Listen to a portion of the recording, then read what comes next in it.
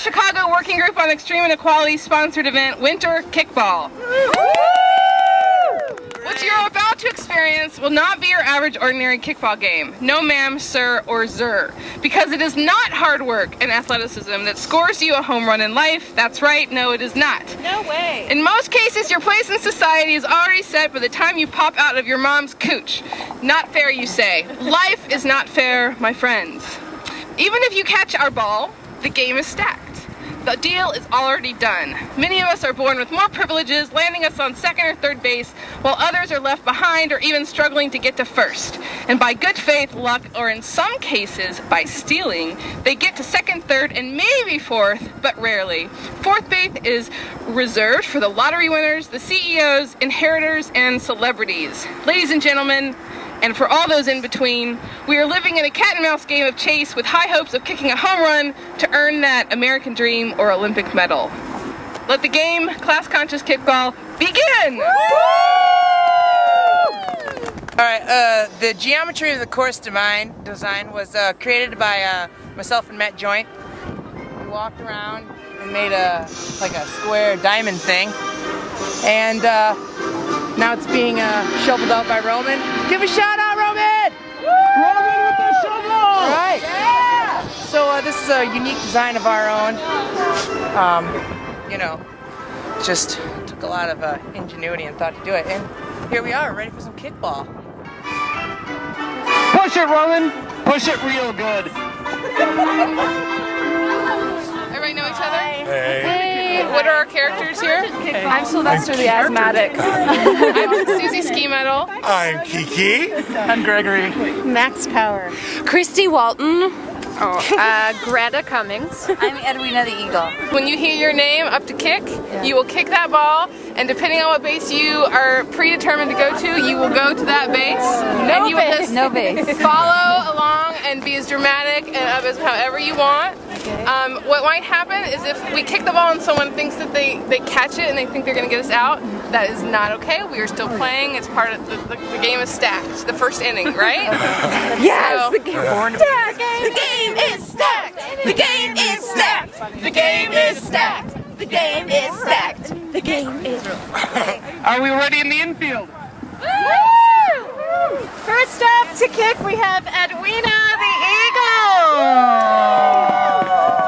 Edwina was working as a plasterer, a strenuous but high-demand blue-collar job, especially when contracted for wealthy restoration clients, when she qualified as the sole British applicant for the 1988 Winter Olympic ski jumping team. Her family worked as stagehands for the British production of Cats.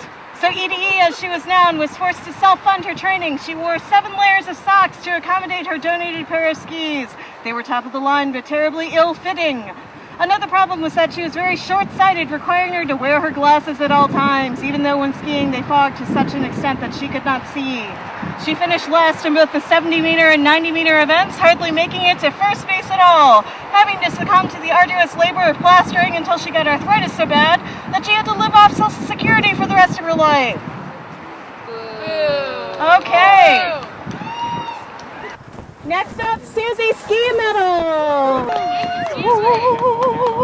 Susie Ski Medal was born on second base in the beautiful mountains of Colorado to a prominent lumber company family. Because she could wake up and ski down the mountain any day she pleased, she became a top-notch skier at the ripe age of 6. Her father, being successful at exploiting Mexican day laborers in his lumber business, spent his disposable income on entering Museum ski contests every season, which prepared her for Olympic medal career. She makes second base.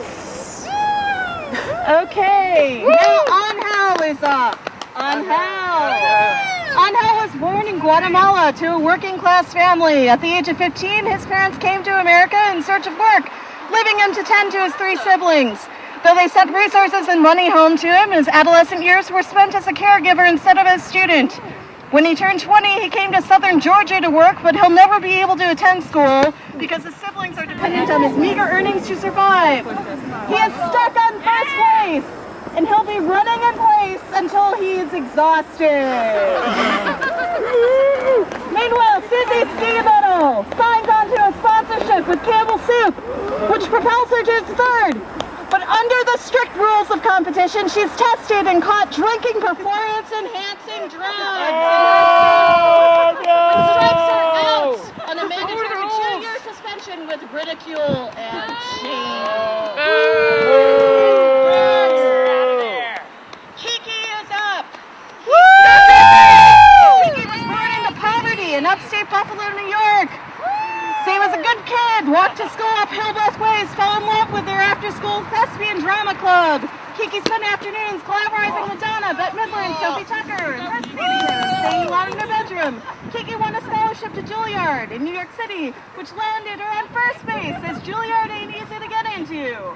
A stint in leather commercials landed her a primetime TV series. She earned a Golden Globe for Kiki's depiction of a musical rendition of telenovela based on the life of a homicidal maniac, John Wayne Gacy. Now she's sitting pretty at second base.